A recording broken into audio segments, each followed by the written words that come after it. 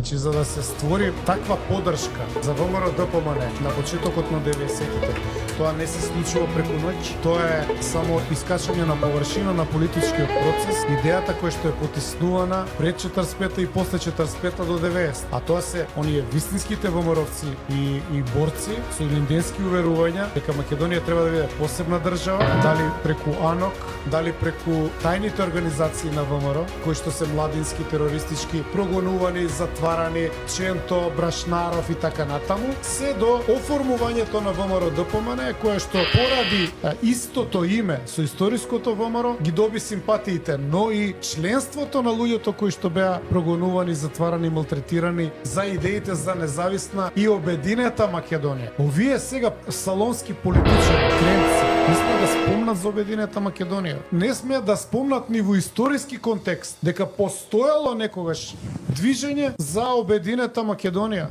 со главен град Солун. Постојат документи на ЦИА. Не смеат да ги спомнат. Сачувај Боже да спомнат за геноцидот у Грција и така натаму. И сега ти имаш парадокс, една парадоксална ситуација. Комунистите од 45 до 90 се поголеми патриоти од овие денешниве. И голема историска измама е што партијата на власт сегашна го злоупотребува, односно го користи името на толку битна структура за македонскиот народ и за историјата. Инаку Бујар Османи преска ги кажа како тој со гулабите. Вика Мицкоски им пишувал приватни пораки во обид да им се додвори, да ги затопли односите со Дуј. Со тоа на Дуј кој што ќе го апсеш и така натаму се сеќавате, сите не беше толку одамна, вели. Кандидатот за граначалник на ЧЕР од редовите на Дуј Бујар Османи реагираше на последните изјави на премиерот Мицкоски кој најави дека Дуј ќе изгуби наследните избори и ќе треба да биде конструктивна опозиција. Османи порача дека ваквите јавни настапи се спротивни на приватните пораки што доаѓаат од ВМРО ДПМН. Други пораки се праќаат до Дуј за да се затоплат односите, рече Османи. Очигледно е идејата и пораките кои што се плаќаат е за влез на Дуј во владата по локалните избори и веројатно по предвремени парламентарни. Он и во овој момент нема Бадентер. Значи он има сериозен проблем кој што го турка под тепих, кој што се покрива со вакви изјави за дневни потреби. Инаку знаеме дека Мицко, вака убава е сликата со Али Ахмети. Се сеќаваме на времето кога викаше дека сака да учи од него, да. Па го прегрнуваше. Дека да се гушка. Тоа беше кога пробуваше да му влезе директно на Али Ахмети, кога мислеше нели како мали ѓокица замислуваше политиката и така натаму. Ако он ги заборавил тие работи, ние не сме ги заборавиле и не е лошо да го потсетуваме вака од време на време дека од Али Ахмети сакаше да учи.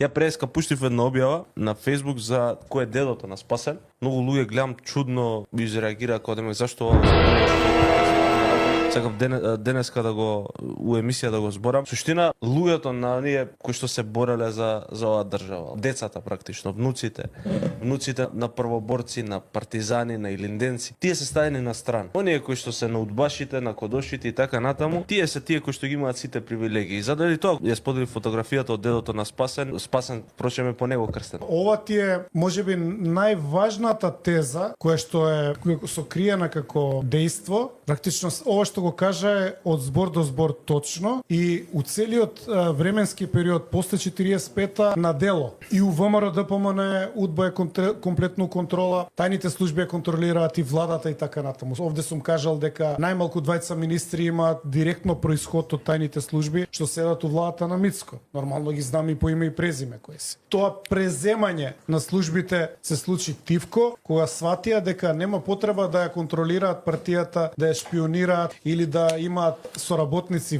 внатре во неа кои што ќе се сокриени. Они сватија дека може комплетно да ја преземат партијата и да им биде под контрола. Така што сега во моментов тајните служби најзасилено, најотворено ја држат целата влада, целата партија во заложништво. Тие што беа за Македонија, тие се сите каталогизирани